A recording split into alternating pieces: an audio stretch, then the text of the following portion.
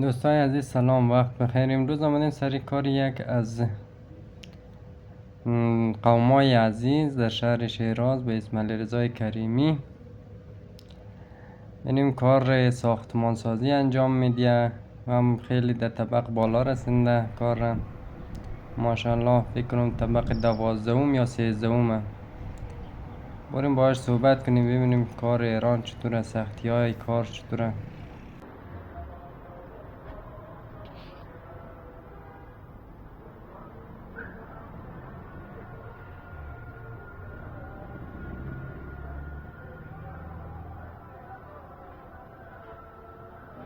آقای کریمی عزیز سلام، خوبی؟ خوشی؟ سلامتی؟ آقای کریمی خود بلده دوستا یک معرفی کوتاه کنو. علیکم بر سلام جان، چرا بخیر سیاد خدا مدوزای فامیلی من کریمیه. وای که نمی نقشه اصلیت از جاغریم از لومو، وای هم که نقشه از قلب لومویم. چره برادر عزیز. آقای کریمی عزیز چند مدت میشند ایرانم ده، چند مدت میشه از کار قالب بندی و کار ساختمانی انجام میدین؟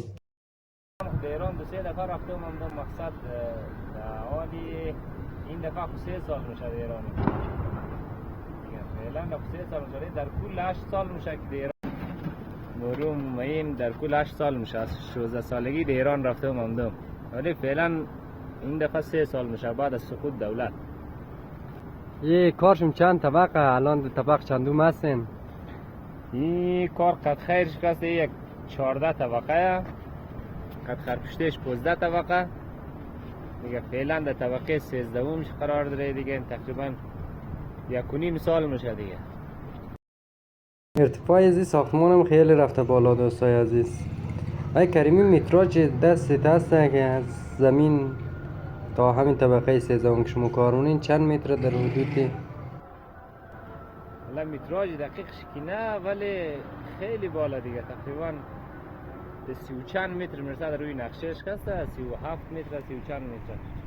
ولی یک طبق شکسته زیر زمیه، یک رقم هست که در بغل کوه قرار گرفته. از پیش روی کسته یک طبق زیر زمین، از پشت سر کسته تقریبا 3 طبق زیر زمین، از پشت سریش اگه حساب کنی 3 طبق زیر زمین.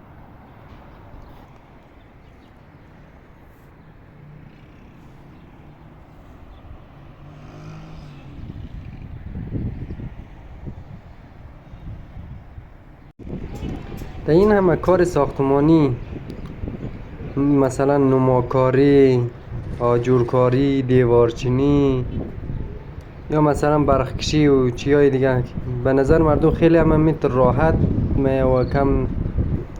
و کمی هم پولش شاید مثلا نما بیشتر باشه. تو چطور سقف رو انتخاب کردی؟ سقف خیلی کار سختی هم، اکثریت میگه سخت‌ترین کارش همین سقف ساختمان.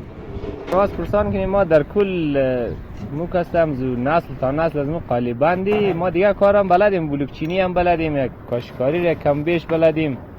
در اول کاشکاری کار میکردیم، خد یک نفر کارگری میکردم، ولی از او چیزا ما خوشیم نماد. در کل قالیبندی رو کوشش کنیم، چند وقت رفتم کارگریش کردم، در کل قالیبندی خوشیم ما دیگه ای هم که بخشه لومانیا خوی کس پدریشه دیگه. لومانیا اکثریت قالیبنده دیگه مثل خیلی جای دیگر، جای مثلا شاید ایدر و یا جای دیگر کسا مثلا زیادتر در سنگبوری و یا مثلا مردم سیپیا اینجا زیادتر در سنگبوری و چیزای.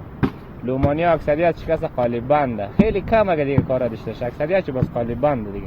از او خاطر ما دیگه دیوم دیگه خوش من مایم کار قالیبندی، چون کاری هست که مثلا تکراری شدنی نیه. یک روز مایی ترچه بالنی، یک روز مایی فومش میلی، یک روز سیم شش، یک روز آرموتور بستک دو میره. هر روز رقم کار تکرار شدنی نیست. مثلا آدم خسته شد، زیاد خسته کنم نیست. البته خسته کنی روحی، ولی از جسمی که کم سنگین است دیگه، بلده خیلی ها کم ثقیل است، ولی از نگاه روحی کار خوبیه دیگه. آقای کریمی این مدتی که تو میگی از وطن دوریم خیلی مدت دیری هم میشه، بلده فامیل خانواده در وطن، بلده جاغوری خصوصا دیق شده نشده؟ دل تو هست که جاغوری بری نموری؟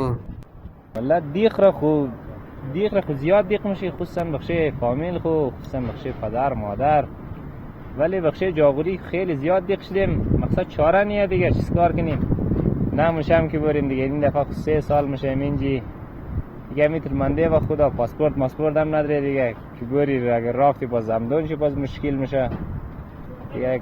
کار بارم اونجا باشه خوبه دیگه، کار نباشه سخته به خدا اونجا دیگه. مجبوری دیگه بالاخره باید همین ساخته بری دیگه.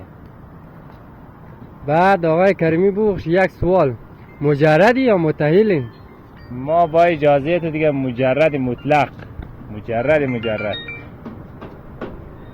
ای چند ساله ای؟ ما از سال اگه بود شاید 16-17 سال باشم دیگه، مجردیم فعلا. آقای کریمی تصمیم زنمن نداری؟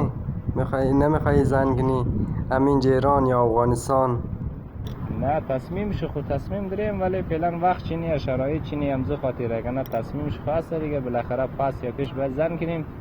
ولی در کل فعلا شرایط چی نیه دیگه، باید اول یک معلوم شینه کجا میشیم نمیشیم، میرخم پای دعوا نمیشه دیگه. این دفعه معلوم شینه باز انشالله زنم مونیم به امید خدا. آقای کریمی از این کار ساختمانی از کدام قسمت چی، از کدام انجام دون کدام کار چی زیاد خوش نمیه، از کدام چی خوش نمیه چندان؟ ما خود جانیم کستم در کل از قالیبندی پله بستگدو خوشیم میه، آلموتور بستگدو خوشیم میه دیگه. در کل از سیم شش بستگدو خیلی بدیم میه که یک نفر لول بیدیه و ما از پشتش بستگ کنم، از این خیلی اصلا خوشم نمیه دیگه. در کل از کار قالیبندی کستم این پله بستگدو زیادتر خوشیم میه.